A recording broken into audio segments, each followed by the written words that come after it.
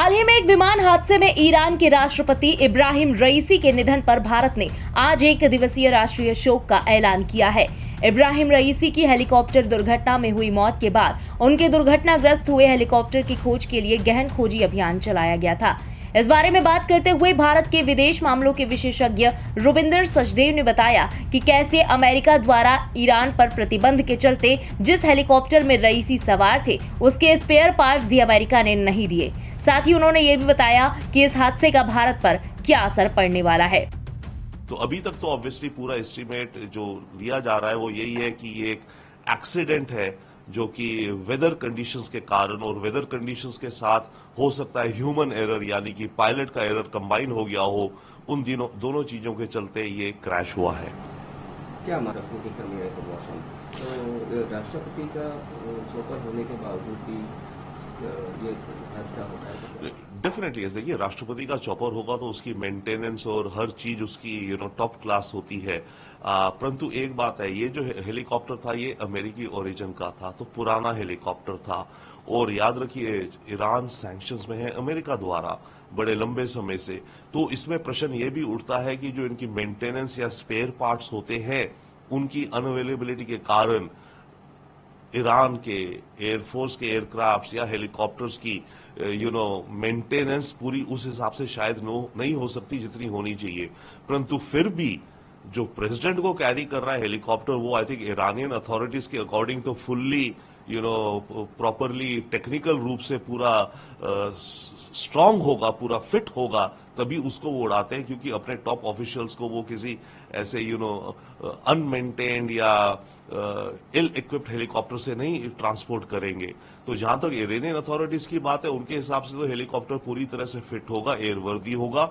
परंतु हाँ, ये क्वेश्चन आ रहा है कि इतना पुराना हेलीकॉप्टर था और अमेरिकी सैंक्शंस हैं, तो उसके चलते क्या इस हेलीकॉप्टर की मेंटेनेंस में कुछ कमी रह गई थी जिसके चलते ये क्रैश हुआ है।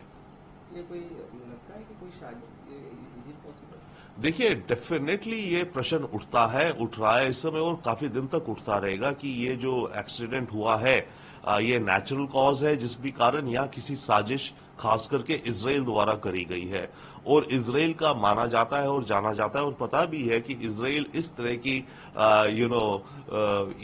तरह की हादसे करने में माहिर है।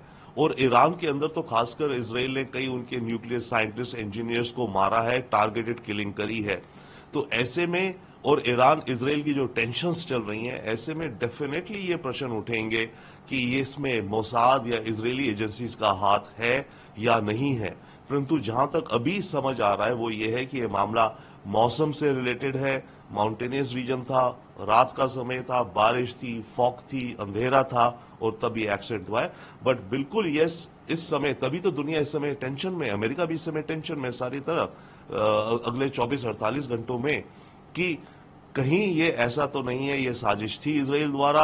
और अगर नहीं भी थी, ईरान की लीडरशिप अगर इस बात को मान ले कि ये साजिश थी और ये मोसाद ने कराया है, तो फिर ईरान का कुछ रिएक्शन हो सकता है।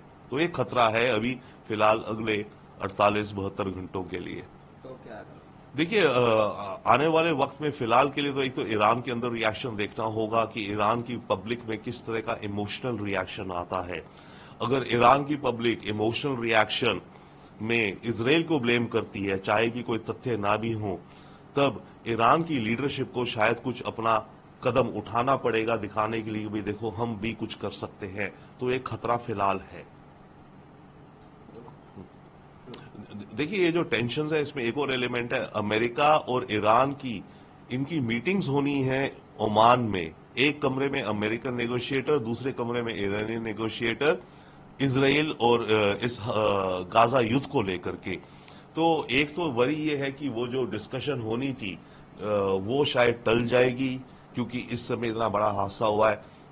तो ईरान की जो फॉरेन मिनिस्ट्री की टीम है वो शायद उन डिस्कशंस के लिए ना आए, जिसके चलते गाजा युद्ध को लेकर के जो हो रहा है वो और लंबा चलेगा। एक और थोड़ा सा खतरा है कि अगर अगेन ईरान के अंदर हार्डलाइनर्स हावी हो गए और बिना वजह के ही वो ये इजराइल को ब्लेम करें, तो हो सकता है वो हिजबुल्लाह को उकसा दें कि वो इजराइल के ऊपर कुछ अटैक करें। बता दें कि राष्ट्रपति रईसी और विदेश मंत्री सहित ईरान के कुछ बड़े नेताओं की अजरबैजान में एक हेलीकॉप्टर क्रैश में मौत हो गई थी। इसके बाद ईरान ने 5 दिनों के लिए राष्ट्रीय शोक का ऐलान किया।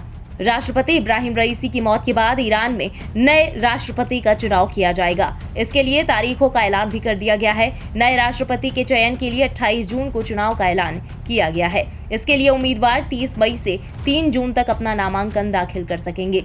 वहीं 12 से 27 जून तक चुनाव के लिए प्रचार किया जा सकेगा। सुप्रीम लीडर अयातुल्लाह खामेनेई ने फिलहाल उपराष्ट्रपति को एक कार्यकारी के तौर पर जिम्मेदारी सौंपी है। वहीं ईरानी राष्ट्रपति इब्राहिम रईसी की अचानक मौत भारत के लिए भी बड़ा नुकसान है। ये रईसी ही थे जिन्होंने चीन और पाकिस्तान की ओर से दबाव डाले जाने के बावजूद चाबहार बंदरगाह भारत को सौंपने का रास्ता साफ किया। यही नहीं, ईरान के इस्लामिक देश होने के बावजूद रईसी ने कश्मीर के मसले पर भी हमेशा भारतीय रुख का समर्थन किया।